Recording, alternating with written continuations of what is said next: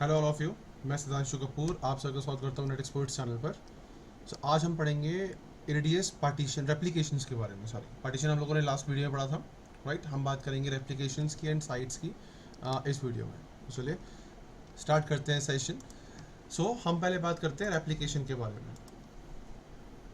जब आप एडी पे काम कर रहे हैं, जब आप डोमेन पे काम कर रहे हैं, ओके, तो इसमें क्या होता है, आपका रेप्लिकेशन चलती है। Replication, okay.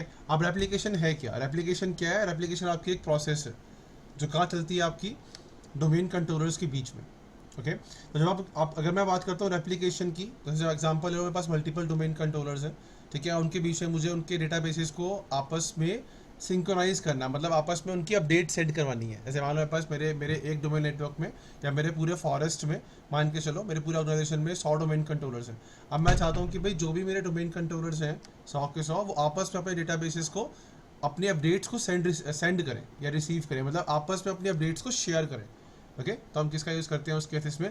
रेप्लिकेशन सर्विसेज का यूज़ करते हैं। तो रेप्लिकेशन आपका मोस्ट इंपॉर्टेंट कॉन्सेप्ट है एडी के अंदर, ओके। सो रेप्लिकेशन क्या करती है? रेप्लिकेशन क्या इंश्योर करती है? रेप्लिकेशन ये इंश्योर करती है कि भाई कोई भी आपके पार्टीशन में कोई भी डोमेन कंट्रोलर है, ठीक है, वो अपनी अपडेट्स दूसरे डोमेन कंट्रोलर को प्रोवाइड करे। जो भी उसके पास अपडेट्स हैं, जो भी उसके पास कोई नई अपडेट आई है या उसके पास कोई पुरानी अपडेट ऑलरेडी है, वो सारी की सारी चीज़ें अपने जितने भी डोमेन कंट्रोलर्स हैं या आपका जो भी आपका डोमेन कंट्रोलर उसके साथ अटैच्ड है, वो उसको आगे फॉरवर्ड करे या प्रोवाइड करे।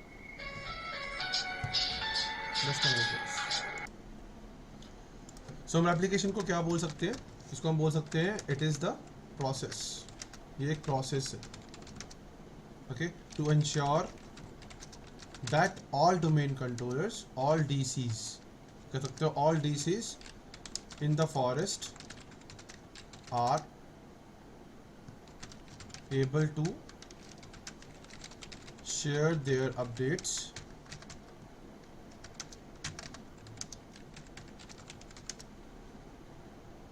all DCs in the forest are able to share their updates with each other। आप इस तरीके से कह सकते हैं इसको, ओके। अब आपको याद होगा हम लोगों ने पार्टीशंस के बारे में बात करी थी। जो जिन लोगों ने लास्ट वीडियो नहीं देखी है, पहले वो लास्ट वीडियो देख लें। पार्टीशंस को आपको समझना बहुत ज़रूरी है इस वीडियो के लिए। तो हम लोगों ने लास्ट वीडियो में पार्टीशंस की बात करी थी। हम लोगों ने 4 पार्टीशंस पढ़े थे, ओके। तो जो आपका डोमेन पार्टीशन होता है, ओके, आपका जो एक डोमेन पार्टीशन है उसमें जितने भी डोमेन कंट्रोलर्स होंगे, ठीक है। जैसे एग्जांपल ले लो, आपका पूरा फॉरेस्ट है, आपके पूरे फॉरेस्ट में मल्टीपल डोमेन पार्टीशंस है। तो डोमेन पार्टीशंस के बेसिस पे ही आपकी रेप्लिकेशन होती है मल्टीपल डोमेन कंट्रोलर्स में, ओके।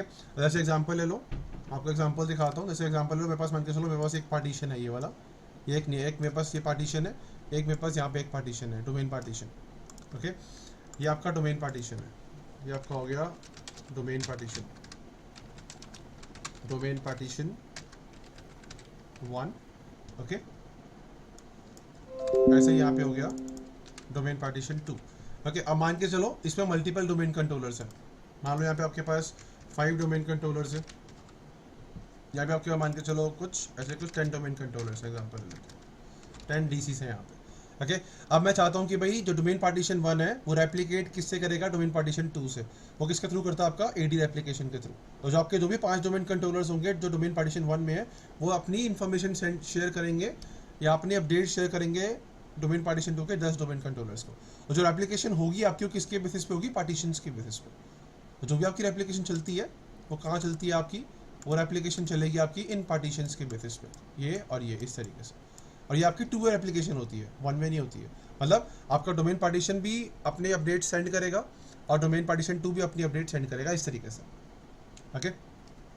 ना इसके आगे बात करते हैं किसकी? कैरेक्टरिस्टिक्स की। अब आपके पास क्या क्या आता है? अगर मैं रेप्लिकेशन की बात करूँ तो इसके पास बहुत कुछ। जैसे पहला आता है आपके डोमेन में क्या होता है? मल्टी मास्टर एप्लीकेशन का यूज़ होता है। Multi master application, multi master application क्या होती है? मल्टी मास्टर एप्लीकेशन मतलब हर कोई डोमेन कंट्रोलर आपका हर किसी डोमेन कंट्रोलर के साथ रेप्लिकेट हो सकता है या कर सकता है। ऐसा नहीं है कि भाई सिर्फ एक ही डोमेन कंट्रोलर सारे मतलब सारे डोमेन कंट्रोलर का रेप्लिकेट करेगा, ऐसा नहीं है। आपका कोई भी डोमेन कंट्रोलर किसी भी डोमेन कंट्रोलर के साथ रेप्लिकेशन कर सकता है। इसको बोलते हैं मल्टी मास्टर एप्लीकेशन, सिर्फ आरओडीसी को छोड़ के, क्योंकि मैंने आपको बताया था आरओडीसी की आपका रीड ओनली डोमेन कंट्रोलर है, तो वो रेप्लिकेशन नहीं कर सकता। उसके अलावा जितने भी डोमेन कंट्रोलर्स होंगे वो आपस में एक दूसरे के साथ जो भी चेंजेस होंगे वो शेयर कर सकते हैं। ओके तो आपका जो एडी एनवायरनमेंट है या आपका जो डोमेन है वो आपका मल्टी मास्टर एप्लीकेशन पे काम करता है। नंबर सेकंड आता है आपके पास पुल रेप्लिकेशन। ये हमें चीज़ें पता होनी चाहिए, इसको बोलते हैं कैरेक्टरिस्टिक्स ऑफ रेप्लिकेशन। ओके मतलब क्या क्या रेप्लिकेशन आपका काम करती है वो बता रहा है। पुल रेप्लिकेशन में क्या होता है, पुल रेप्लिकेशन मतलब आपका जो डोमेन कंट्रोलर है वो रिक्वेस्ट करेगा अपने साथी वाले डोमेन कंट्रोलर, मतलब अपने साथ वाले डोमेन कंट्रोलर से कि भाई अगर आपके पास कोई चेंजेस हैं या वो क्या करेगा, उससे रिक्वेस्ट करेगा कि भाई अगर तेरे पास कोई चेंजेस है मेरे को दे दे, या उससे चेंजेस वो पुल करेगा, उसको बोलते हैं पुल रेप्लिकेशन।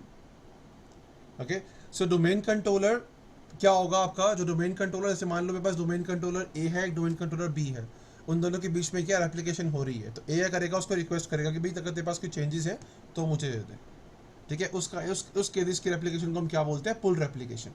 तो डोमेन कंट्रोलर क्या कर रहा है, चेंजेस को पुल कर रहा है अपने साथ वाले डोमेन कंट्रोलर से या अदर डोमेन कंट्रोलर से, ऐसे बोल सकते हैं आप। ओके ना इसके बाद आता है आपका store and forward, store and forward replication. अगर आप इसकी बात करते हो स्टोर एंड फॉरवर्ड रेप्लिकेशन की, तो स्टोर एंड फॉरवर्ड का मतलब क्या है कि भाई जो भी आपका रेप्लिकेशन, जैसे मान लो आपके पास डोमेन कंट्रोलर ए है, डोमेन कंट्रोलर बी है, डोमेन कंट्रोलर सी है, आपके पास 3 डोमेन कंट्रोलर्स हैं, राइट। अब क्या हुआ, मान लो डोमेन कंट्रोलर बी ने आपके डोमेन कंट्रोलर ए को, ए से कुछ चेंजेस अपने पास लिए।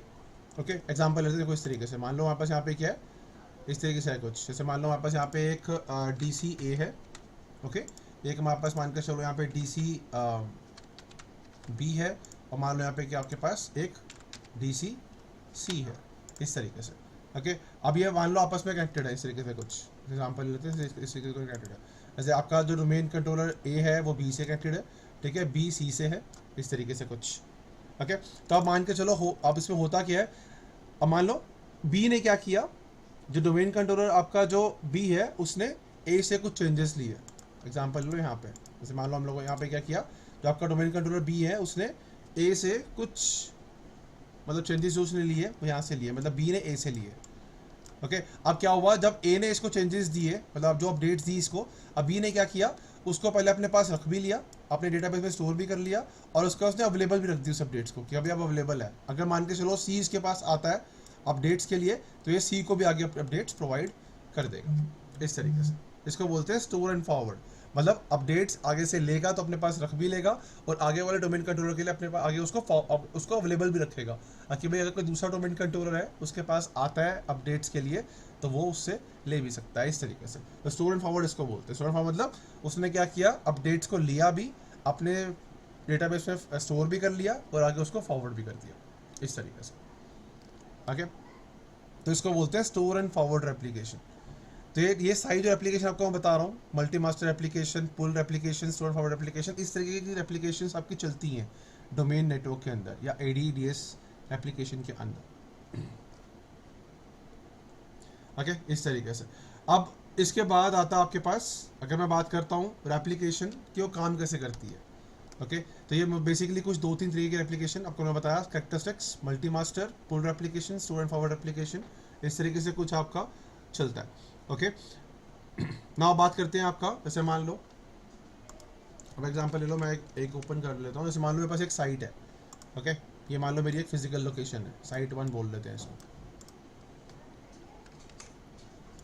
ठीक है ये आपकी साइट है, साइट 1 बोल लेते हैं इसको। ओके अब एक साइट के अंदर एप्लीकेशन कैसे काम करती है मैं आपको बताता हूँ। अगर आप बात करते हो, आपका एक्चुअल में होता है क्या, अगर आप एक सिंगल साइट में हो और यहाँ पे मान के चलो मल्टीपल डोमेन कंट्रोलर्स हैं, या मान लो मेरे पास 10 डोमेन कंट्रोलर्स हैं, ठीक है इस साइट के अंदर। ओके और इस साइट के अंदर हमारे पास 10 डोमेन कंट्रोलर्स हैं, अब वो आपस में रेप्लिकेशन करेंगे। ओके तो आपका क्या होता है, इसके अंदर आपका जो रेप्लिकेशन चलती है विद इन अ साइट वो ऑटोमेटिकली चलती है, ठीक है। आप उसको मैनुअली भी रन कर सकते हो, बट बाय डिफॉल्ट आपकी जो AD एप्लीकेशन है वो ऑटोमेटिकली रन होती है। Okay with in a site, उसको हम क्या बोलते हैं, अगर आपकी एप्लीकेशन एक साइट पे कर रही है तो उसको हम क्या बोलते हैं, intra site replication, intra site replication, ये ध्यान रखना। ओके तभी क्या हो रहा है, मतलब अगर मेरी application with in a site चल रही है तो उसको हम क्या बोलेंगे, इंट्रा साइट रेप्लिकेशन। ओके अब ये काम कैसे करती है, ये काम करती है आपके कुछ कंपोनेंट्स के बेसिस पे, कुछ कॉन्सेप्ट्स के बेसिस पे। ऐसा पहला कॉन्सेप्ट आता है, इसको बोलते हैं कनेक्शन ऑब्जेक्ट्स, कनेक्शन ऑब्जेक्ट्स। ये पहला कंसेप्ट आता है। ओके मतलब जब भी आपकी रेप्लिकेशन स्टार्ट होगी या जब आपकी रेप्लिकेशन काम करना शुरू करेगी विद इन अ साइट, तो ये कुछ कंपोनेंट्स आते हैं उसके। पहला उसको बोलते हैं कनेक्शन ऑब्जेक्ट्स। अब कनेक्शन ऑब्जेक्ट क्या करेगा? कनेक्शन ऑब्जेक्ट डिफाइन करता है कि भाई मान लो अगर मेरे पास 10 डोमेन कंट्रोलर्स हैं, जैसे मान लो मेरे पास यहाँ पे अब ऐसे डोमेन कंट्रोलर्स हैं, जैसे एग्जांपल हमारे पास मल्टीपल डोमेन कंट्रोलर्स हैं। एक आपका DC1 हो गया, ओके फाइन। एक हमारा ऐसे ही हमारे पास साथ में कनेक्टेड है आपका DC2 इस तरीके से, ऐसे फिर आपका DC3 इस तरीके से आपस में कनेक्टेड है। ओके ऐसा कर लेते हैं कुछ, ऐसा नहीं। मान लो आपका DC1 ऊपर है, ये मान लो आपका इस तरीके से है DC2, ओके, और ये आपका है DC3 इस तरीके से। ओके अब ये आपस में कनेक्टेड है एक दूसरे के साथ, एग्जांपल ले लो आप। ओके तो ये मान लो हम लोगों ने क्या किया, इनको आपस में कनेक्टेड कर दिया। जैसे DC1 आपका 2 से कनेक्टेड है, 2 आपका 3 से है, एंड देन 3 अगेन आपका 1 से, इस तरीके से। ओके अब कंसेप्ट ये है कि भी रेप्लिकेशन इसमें चलेगी कैसे। ओके तो पहले क्या करेगा कनेक्शन ऑब्जेक्ट आपका आपके रेप्लिकेशन पार्टनर क्रिएट करेगा। ओके अब रेप्लिकेशन पार्टनर कौन होता है? जैसे मान लो भाई ये आपका डोमेन कंट्रोलर है, ठीक है, इसका पार्ट इससे ये डायरेक्टली कनेक्टेड है DC2 और DC3, तो DC2 और 3 क्या हो गए? इसके पार्टनर्स हो गए। ओके तो अब क्या किया था, मान लो आप DC1 ने क्या किया, चेंजेस को आगे फॉरवर्ड कर दिया DC2 के पास। 2 ने क्या किया, 2 का पार्टनर कौन है? 1 और 3 है, तो 2 ने क्या किया, अगर 2 के पास के चेंजेस आएंगे तो वो 1 और 3 के पास सेंड कर देगा। 3 पार्टनर किसका है? 3 किसका पार्टनर है? 1 और 2 का। तो जैसे अगर 3 के पास कोई चेंजेस आएंगे तो DC1 और DC2 को वो आगे फॉरवर्ड कर देगा, ठीक है, या प्रोवाइड कर देगा। तो ये आपका पार्टनर कौन डिफाइन करता है? ये पार्टनर डिफाइन करता है कनेक्शन ऑब्जेक्ट्स। कनेक्शन ऑब्जेक्ट का मेनली काम क्या होता है? रेप्लिकेशन पार्टनर डिसाइड करना या क्रिएट करना। ओके ये क्या करता है? ये आपका एक लिंक क्रिएट करता है। मतलब पार्टनर जो आपके क्रिएट है, सिंपल से होता है, मेरा DC1 DC2 से कनेक्टेड है, 3 से कनेक्टेड है डायरेक्टली, तो आपके पार्टनर्स ही हो गए वो। लेकिन इनके बीच में क्या करेगा? ये इनके बीच में एक लिंक क्रिएट कर देगा। यहाँ पे क्या होगा, इनके बीच में एक यहाँ पे लिंक क्रिएट हो जाएगा। यहाँ भी ठीक है, इन दोनों के बीच में एक लिंक क्रिएट हो गया। ये कनेक्शन ऑब्जेक्ट्स का ये एक लिंक क्रिएट हो गया कि ठीक है, ये दोनों आपस में पार्टनर है। तो AD क्या समझेगी कि ये दोनों आपस में पार्टनर है। ओके तो मतलब DC1 DC2 को अपनी अपडेट सेंड कर सकता है with the help of replication, और DC2 भी DC1 को अपनी अपडेट सेंड कर सकता है। ये जो लिंक बनता है आपका, जो कनेक्शन ऑब्जेक्ट्स बनते हैं, वो आपका 1 वे होता है, ये भी ध्यान रखना। ओके ये आपका 1 वे कह लो, इसका जो कनेक्शन होता है 1 वे होता है। ओके एंड ये आपका पुल रेप्लिकेशन पे काम करते हैं। जो कनेक्शन ऑब्जेक्ट हमने जो पुल रेप्लिकेशन पढ़ी थी, ओके तो पुल रेप्लिकेशन पे कनेक्शन ऑब्जेक्ट्स काम करेंगे और ये 1 वे लिंक क्रिएट करते हैं। ये आपका लिंक क्रिएट हो जाएगा दोनों DCs के बीच में। ये DC1 आपका DC1 का पार्टनर DC2 है, DC2 का पार्टनर DC1 है। ऐसे DC2 का पार्टनर आपका DC3 है, DC3 का पार्टनर आपका DC2 है। ऐसे DC3 आपका DC1 का पार्टनर है, DC1 का पार्टनर आपका DC3 है। इस तरीके से इनके बीच में क्या हो जाएगा, एक रेप्लिकेशन पार्टनर डिफाइन हो जाएगा, जिसकी with the help of connection objects. तो कनेक्शन ऑब्जेक्ट क्या कर रहा है? आपका लिंक क्रिएट कर रहा है आपके रेप्लिकेशन पार्टनर्स के बेसिस में, ताकि वो अपनी अपडेशंस आपस में एक दूसरे को सेंड कर सके। Okay fine. अच्छा मैं आपको ये दिखाता भी हूँ। जैसे देखो मेरे पास यहाँ पे अपने एक बार सर्वर पे हूँ, तो हमारे पास यहाँ पे क्या मल्टीपल डोमेन कंट्रोलर्स हैं, राइट। आपको याद होगा हम लोगों ने मल्टीपल डोमेन कंट्रोलर्स बनाए थे। हम लोगों ने CDC बनाया था, ठीक है, और ADCs बनाया था। तो जैसे अगर मेरे को यहाँ पे कहाँ पे विजिबल हो गया सब चीज़ें, मैं स्टार्ट पे आता हूँ, यहाँ पे आता हूँ एडमिनिस्ट्रेटिव टूल्स में, यहाँ पे साइट एंड सर्विसेज आएगा, इस पर क्लिक करते हैं। तो यहाँ पे आपको देखो, यहाँ पे आपको दिखाता है, यहाँ पे आपको कनेक्शन ऑब्जेक्ट्स क्रिएट दिखाएगा। देखो ये ओपन हो गया। अब देखो यहाँ पे आपका डिफॉल्ट फर्स्ट साइट आपकी ऑटोमेटिकली बन जाती है। इसमें देखो आपके सर्वर पे क्लिक करोगे, ठीक है, और NTDS में, तो देखो आपके यहाँ पे ये सारे कनेक्शन ऑब्जेक्ट्स बने हुए हैं। आपके देखो बने हुए हैं, ये आपके ऑटोमेटिकली बना हुआ है, मैंने नहीं बनाया ये आपका ऑटोमेटिक बना हुआ है। ये आपके कनेक्शन ऑब्जेक्ट्स हैं। अब जो सर्वर 1 है, ओके, वो किस किस को रेप्लिकेट कर सकता है? 3 को और 2 को, दोनों को वो अपनी अपनी अपडेट सेंड कर सकता है। ऐसे ही अगर मैं सर्वर 2 पे आऊँ, तो सर्वर 2 किसको किसको सेंड कर सकता है? 1 और 3 को कर सकता है अपनी अपडेट्स। ऐसे अगर मैं सर्वर नंबर 3 पे आऊँ, तो सर्वर 3 किसको कर सकता है? 1 और 2 कर सकता है, ठीक है। कनेक्शन बना हुआ है, देखो ये कनेक्शन ऑब्जेक्ट्स बने हुए हैं आपके, ठीक है। अगर आप चाहते हो कि भाई मेरे को मैनुअली रेप्लिकेशन करनी है, ठीक है, अगर आप ये चाहते हो कि मेरे को मैनुअल रेप्लिकेट करना है, मतलब मैं चाहता हूँ कि सर्वर 3 आपका मैनुअली रेप्लिकेट करे 2 और 1 को। ऑटोमेटिक तो होती है, बट अगर आप चाहते हो कि मैनुअली भी हो, तो आप मैनुअली भी कर सकते हो। मैनुअली राइट क्लिक करोगे यहाँ पे, और यहाँ पे देखो रेप्लिकेट नाउ का ऑप्शन आ रहा है, ऑटोमेटिकली तो वो कुछ टाइम में होती रहती है, लेकिन अगर मैं रेप्लिकेशन की बात करूँ तो आप मैनुअली भी रेप्लिकेट कर सकते हो अपने दो सर्वर्स के बीच में या दो डीसीज के बीच में। ओके फाइन, सो इस तरीके से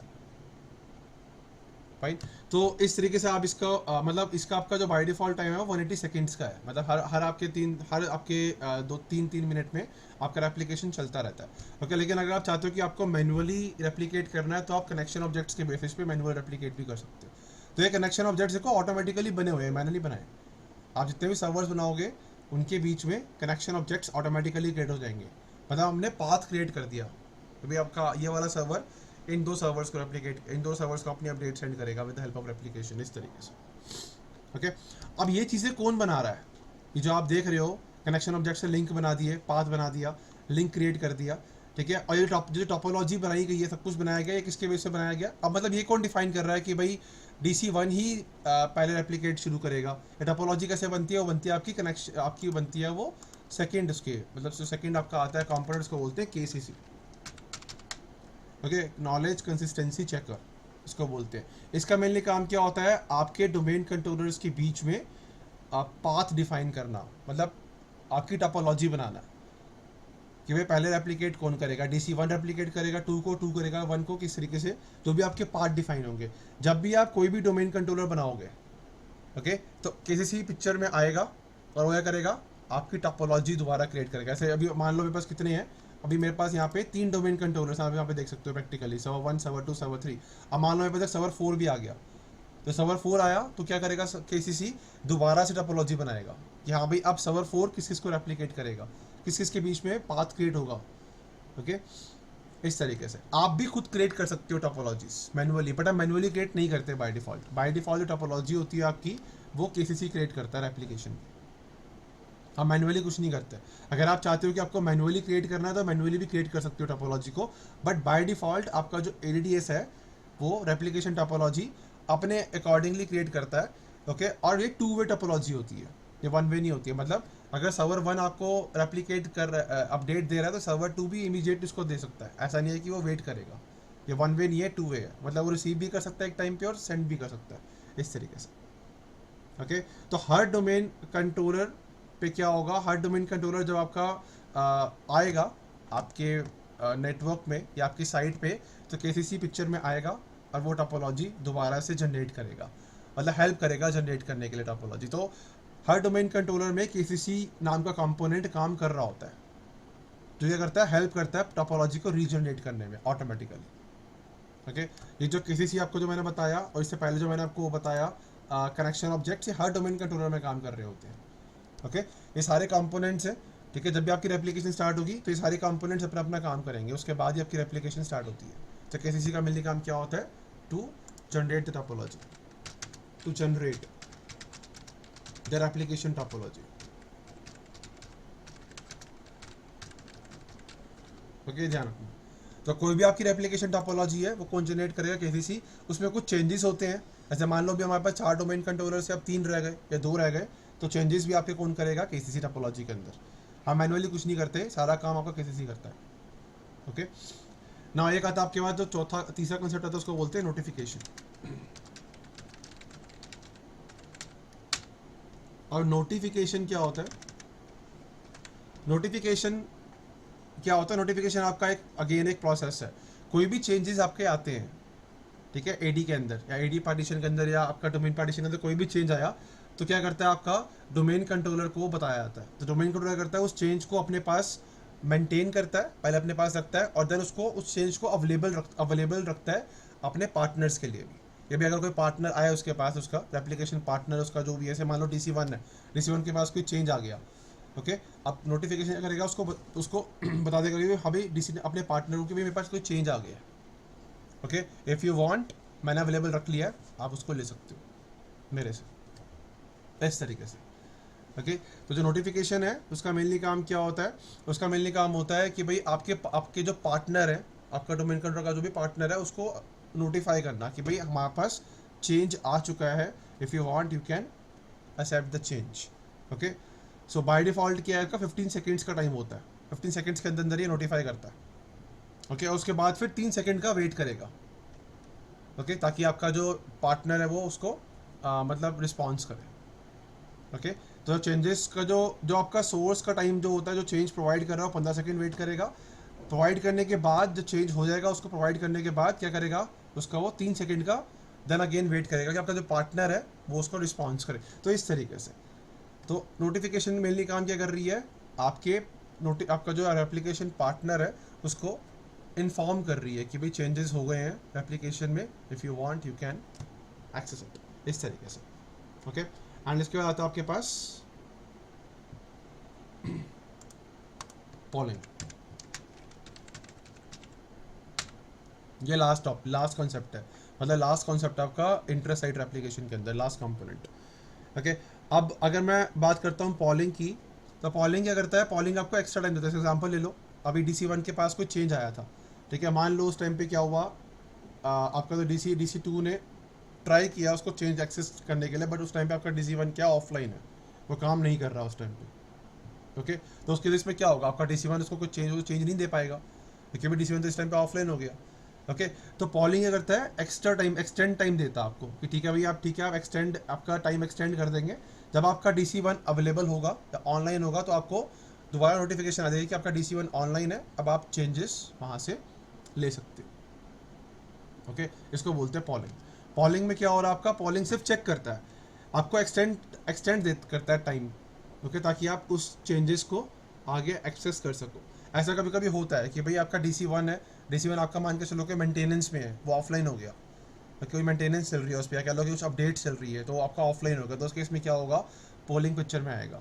ओके, वो आपके टाइम को एक्सटेंड कर देगा कि ठीक है भाई, जो आपका अब आपका जो सेंडर तो अवेलेबल है ही नहीं, जिसने आपको रिसीव करना है, रिसीवर अवेलेबल नहीं है, तो ठीक है, आप करेगा, आपको वो करेगा, ठीक है भी, इट्स ओके, हम आपको टाइम एक्स्ट्रा दे देते हैं, यू कैन एक्सेस। जब आपका DC1 लॉग इन ऑनलाइन होगा, विल नोटिफाई यू, देन उसके बाद आप उसको एक्सेस करके अपने आपके जो भी अपडेट्स आए हैं, जो भी अपडेट्स DC1 के पास होंगे, वो आपको आगे फॉरवर्ड या आपको आप उससे एक्सेस कर सकते हैं, इस तरीके से। ओके, तो पॉलिंग में एक कंसेप्ट ये भी बताता है कि भाई आपका जो DC नंबर 2 है, वो DC नंबर 2 को बताएगा पॉलिंग की भाई आपका कौन है, जिसके अपस्ट्रीम पार्टनर कौन है, ठीक है, वो कब ऑनलाइन आएगा, वो ऑनलाइन आ गया नहीं आ गया, ऑनलाइन आ गया तो आप उससे सिंपली चेंजेस ले सकते हो। ये प्रोसेस है पॉलिंग की। ये किस केसेस में होगा, जब आपका जो सोर्स है जहाँ से आपको चेंजेस लेने हैं वो ऑफलाइन होगा, तो उस केस में आपका पोलिंग पिक्चर में आएगा। ओके, अब पोलिंग ही बताएगा आपको कि भाई ठीक है, अब ऐसे मैं DC नंबर 2 हूँ, अब मेरे को DC1 से अपडेट्स लेने थे, DC1 आपका ऑफलाइन है, तो पोलिंग मुझे बताएगा कि हाँ भी अब DC1 आपका आ गया ऑनलाइन, आप जाके उससे अपडेट्स ले सकते हो। तो इस तरीके से, तो ये आपके 4 कंपोनेंट्स हैं जो इंट्रासाइट एप्लीकेशन में काम करते हैं।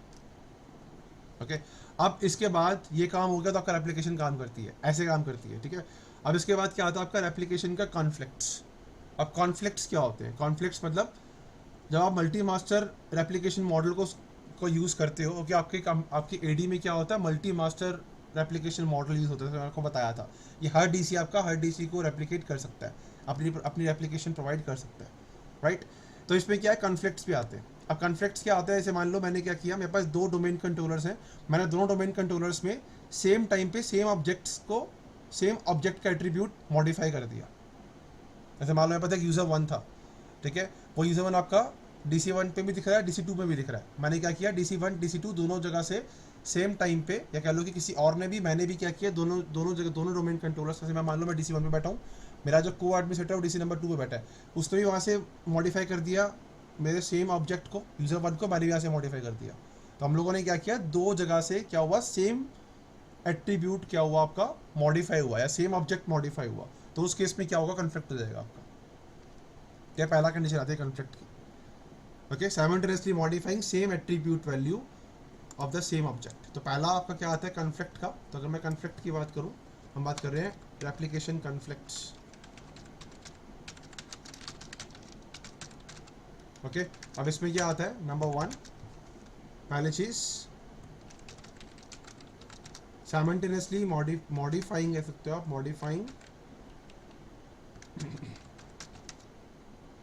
Modifying the same attribute value of the same object on two domain controllers, on two DCs। वही सेम चीज़ आपने क्या किया, दो DCs के थ्रू सेम ऑब्जेक्ट्स को साइमल्टेनियसली मॉडिफाई किया, तो उसमें क्या होगा, आपका एप्लीकेशन कॉन्फ्लिक्ट्स होगा। ओके, इसमें हमें कॉन्फ्लिक्ट्स आ सकता है। ओके, पहली चीज़ ये कंडीशन है, किस किस कंडीशन में आपका कॉन्फ्लिक्ट हो सकता है, मैं आपको वो बता रहा हूँ। नंबर सेकंड आता है आपके पास जो कॉन्फ्लिक्ट क्या आती है,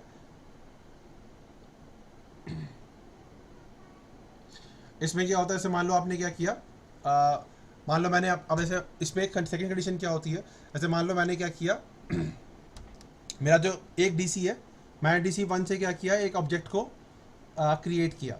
ओके, बट सेम टाइम पे मैंने क्या किया, सेकंड ऑब्जेक्ट को डिलीट कर दिया, उसी ऑब्जेक्ट को मैंने सेकंड DC से डिलीट कर दिया, तो उसके अंदर भी कभी कभी कॉन्फ्लिक्ट आ जाता है।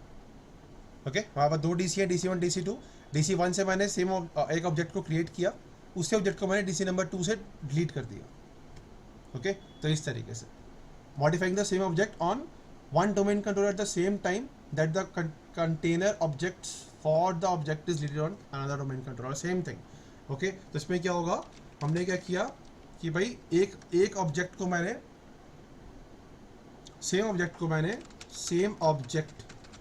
मैंने क्या किया on one domain controller, one DC at the same time. ठीक है, मैंने क्या किया, कोई ऑब्जेक्ट मैंने उसको क्रिएट किया उस DC से, ओके, एंड डिलीट कर दिया, and deleted the same object on another DC।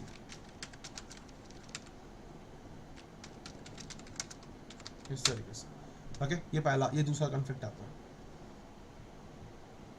Okay, इस तरीके से ऐसे कुछ अगर आपके पास कुछ कॉन्फ्लिक्ट्स आ सकते हैं। ओके, तो अब इस तरीके से कुछ कॉन्फ्लिक्ट्स आते हैं अगर मैं ऐसा कुछ करता हूँ तो कभी कभी ऐसा होता है कि हम मल्टीपल डोमेन कंट्रोलर से मल्टीपल चीज़ों को या सेम चीज़ को बार बार मॉडिफाई करते हैं। ठीक है, मल्टीपल डोमेन कंट्रोलर से, तो उस टाइम पे क्या होता है, जो आपका एप्लीकेशन होता है उस टाइम पे कंफ्यूजिंग का वाला कंसेप्ट आता है उसमें। ओके, एक आपका वर्जन नंबर का वाला कंसेप्ट भी आता है। ओके, सो आपका हर ऑब्जेक्ट का क्या होता है, वर्जन नंबर होता है। ओके, तो जब भी हम अपडेट करते हैं, ओके, कह लो आपको कोई किसी भी ऑब्जेक्ट को आप अपडेट करते हो तो उसका वर्जन नंबर क्या होता है, इंक्रीज होता चला जाता है। ओके, तो मान लो क्या हुआ कि भाई आपने क्या किया कि भाई आपने कोई ऑब्जेक्ट को अपडेट किया। ठीक है, तो उसमें क्या हुआ, मान लो उसमें क्या हुआ, उसका वर्जन कह लो ओवरटर्न हो गया, या कह लो कि उस टाइम पे आपका जो वर्जन वो इंक्रीज़ नहीं हुआ, तो उसमें कॉन्फ्लिक्ट आ जाता है कभी कभी एप्लीकेशन में। ओके, हमेशा ध्यान रखो, जब भी आपको मैं दिखाता हूँ यहाँ पे देखो, जैसे आप जो भी आपका जो ऑब्जेक्ट है उसका सबका एक वर्जन नंबर होता है।